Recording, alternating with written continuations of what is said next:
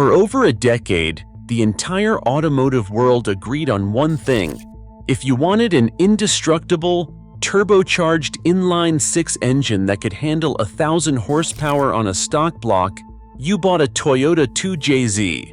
End of discussion. But what if I told you that while everyone was obsessing over Japanese sports cars, a small team of engineers on the other side of the planet had quietly built an engine that was bigger, stronger, and arguably better than the 2JZ? The craziest part is, they put it in a four-door family taxi.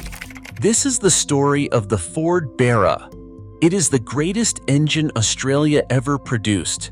It is an engine that Ford executives in America never wanted, an engine that was ultimately killed by corporate accountants, and an engine that is currently taking over the global tuning scene. Today, we are diving into the legend of the Aussie JZ and why the rest of the world is finally waking up to the monster hiding down under. In Australia, the car you drove was not just a ride, it was a declaration. For decades, Ford and Holden battled for dominance, each selling tough, rear-wheel drive sedans that had to survive the kind of punishment most cars would never see. The Outback didn't care about badges. It demanded engines that could run flat out for hours, shrug off red dust, and keep hauling when the nearest mechanic was hundreds of kilometers away. This was more than brand rivalry. It was a national obsession, played out in every driveway and on every country road. Magazines ran head-to-head tests, pub debates raged, and family loyalty passed down with the keys. Under this pressure, durability wasn't optional. It was survival. Ford's answer? Build something that could outlast the land itself. That relentless expectation set the stage for a new kind of engine, one that would have to be more than just powerful. It would have to be unbreakable. Ford's engineers didn't just stumble onto greatness. They built it, piece by piece, from a lineage that stretched all the way back to the original 1960 Falcon 6.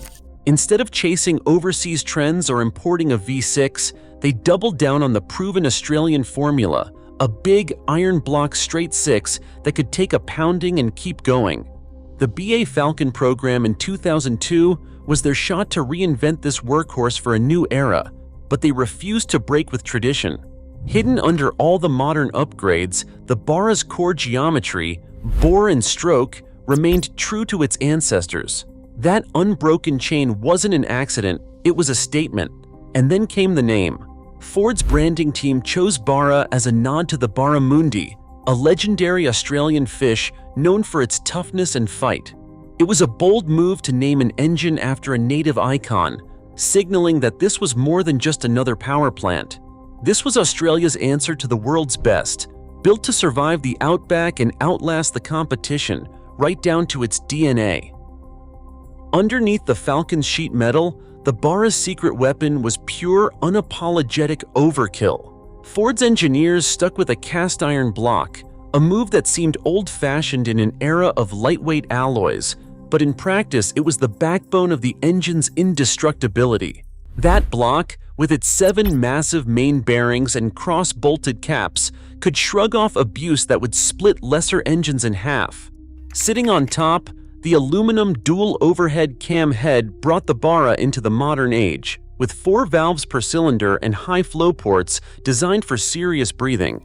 Variable cam timing on both intake and exhaust let tuners dial in torque and power across the whole rev range, making the engine just as happy lugging a taxi as it was racing a quarter mile. The 4.0-liter displacement, bigger than any rival 6, meant turbochargers could spool fast and hard, feeding the kind of airflow that turns a family sedan into a drag strip monster.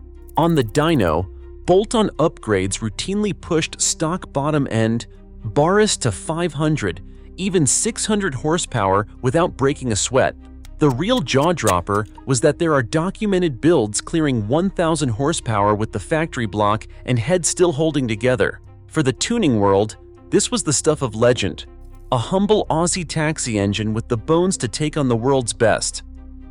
The first XR6 Turbo didn't just talk a big game, it delivered. Straight out of the factory in 2002, The Barra-powered XR6 Turbo was laying down 322 horsepower and 332 pound-feet of torque, numbers that embarrassed plenty of V8 engines and sent Holden scrambling. But the real shock came later. By the time the FGX Sprint rolled onto the scene in 2016, the official output was 436 horsepower, with a factory overboost mode that pushed it to nearly 500 for short bursts. This wasn't marketing fluff. Ford's own service bulletins confirmed the numbers, and dyno sheets from the era backed them up. Yet the legend of the Barra isn't just about peak power, it's about how long these engines lasted in the real world. Taxi fleet logs tell the story best. One XR6 Turbo racked up 520,000 kilometers on its original engine, still running strong. Police departments clocked hundreds of thousands more, putting the Barra through relentless cycles of idling, chasing, and high-speed cruising. In daily life, this engine earned its reputation not by hiding in a garage, but by surviving the grind, day after day, shift after shift. For a motor that started life in everyday sedans and cabs, the Barra proved it could play at the top and outlast almost anything on the road. On May 23, 2013, Ford's top brass made it official: the Geelong engine plant would shut down, and with it, the last chapter of true Australian muscle. The announcement landed like a punch to the gut: 1,200 jobs gone, decades of know-how about to vanish. Workers who had spent their lives building the greatest engine Australia ever produced watched as the days ticked down. On September 26, 2016, the final Barra 4.0 rolled off the line. Phones captured the moment. Engineers and line workers gathered, some silent, some in tears, all knowing this was the end of an era. Not for lack of engineering, not for lack of passion, but because global accountants decided the numbers did not add up. The doors closed, the lights went out, and it looked like Barra's story was over. But the story didn't end at the factory gates. By 2020, Barra swaps exploded across the globe, with Mustangs in Texas, Silvias in Japan, and BMWs in England, all running a power plant the world was never meant to see. Australian exporters packed containers with used engines, while billet block builders unleashed 2,000 horsepower monsters that could stare down any 2JZ. The Barra's 4-liter size gives it a brutal, off-idle punch the Japanese 6 can't match. So here's the showdown. Is the Aussie JZ the true king? Drop your verdict below, and don't forget to subscribe for more deep dives into the engines that changed automotive history. Right now, the world finally sees the Aussie JZ for what it is: a hidden giant, born in taxis and feared on drag strips. Is the Barra truly greater than the 2JZ? Drop your take below and subscribe for more engine legends.